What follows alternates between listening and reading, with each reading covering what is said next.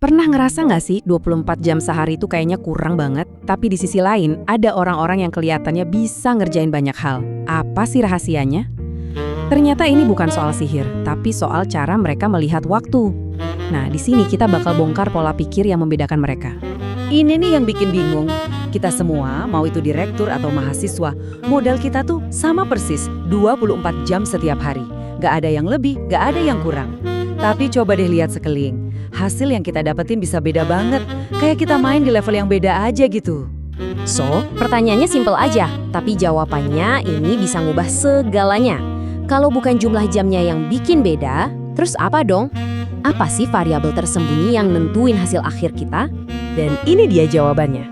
Bedanya itu bukan di kuantitas waktu, tapi di kualitas cara kita memandangnya. Ada yang lihat waktu itu kayak ya udah pasir yang lewat gitu aja. Tapi ada juga yang lihat waktu itu kayak berlian, tak ternilai.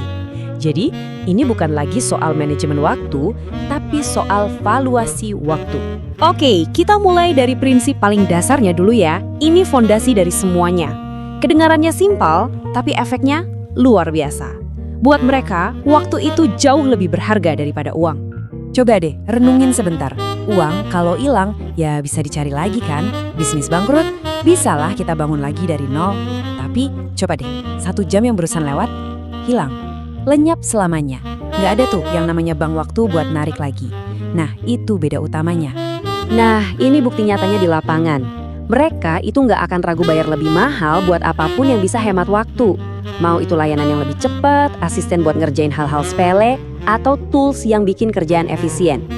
Jadi yang mereka beli itu bukan kemewahan loh, mereka itu lagi membeli kembali aset paling berharga mereka, waktu.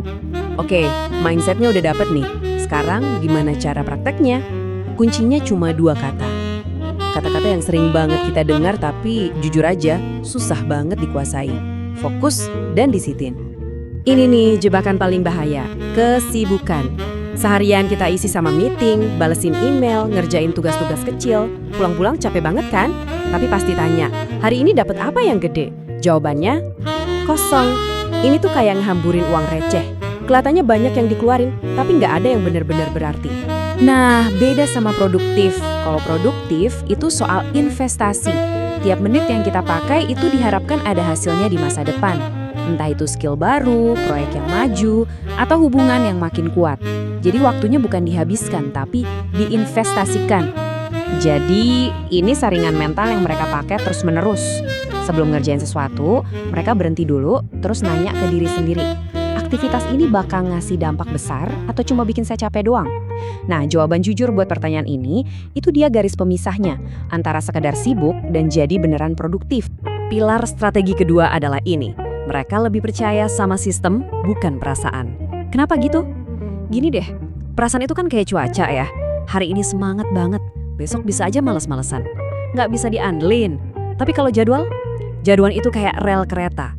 Mau badai perasaan kayak gimana pun, dia tetap ngebawa kita ke tujuan. Dan inilah kekuatan dari disiplin. Kemajuan yang beneran itu bukan datang dari motivasi yang meledak-ledak sesaat. Bukan. Kemajuan itu datang dari komitmen sama jadwal hari ke hari. Nggak peduli kita lagi mood atau enggak. Pokoknya apa yang harus dikerjain, ya dikerjain. Oke, sekarang kita bahas musuh terbesar di zaman sekarang. Ngatur waktu aja tuh nggak cukup kalau kita nggak bisa ngatur fokus. Selamat datang di Perang Melawan Distraksi. Di medan perang fokus ini, ada satu musuh yang jauh lebih licik. Musuh yang nempel terus sama kita, ngumpet di kantong kita, di setiap layar yang kita lihat. Yap, benar banget. Distraksi. Tiap notifikasi yang bunyi, tiap kali tab browser yang nggak penting, tiap scroll tanpa henti, itu semua adalah pencuri paling jago yang emang didesain buat ngebajak aset kita yang paling mahal, yaitu fokus. Di era sekarang ini, menang itu artinya menang lawan distraksi. Jadi inilah evolusinya manajemen waktu. Sekarang ngatur jadwal doang itu nggak cukup.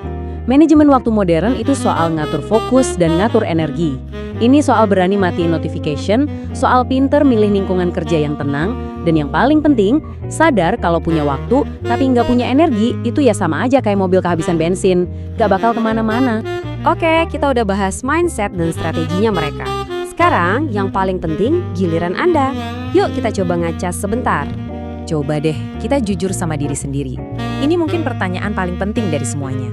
Coba renungin bentar. Waktu kita tiap hari itu beneran dipakai buat ngebangun masa depan yang kita mau? Atau jangan-jangan cuma buat lari dari masalah? Cuma buat nunda-nunda keputusan penting? Atau cuma buat ngisi waktu kosong aja? Ujung-ujungnya semuanya balik lagi ke satu komitmen simpel ini. Bukan buat besok, tapi mulai hari ini. Detik ini juga. Bikin keputusan buat menghargai, melindungi, dan menginvestasikan setiap menit yang Anda punya. Karena cuma itu satu-satunya hal yang beneran bikin perbedaan.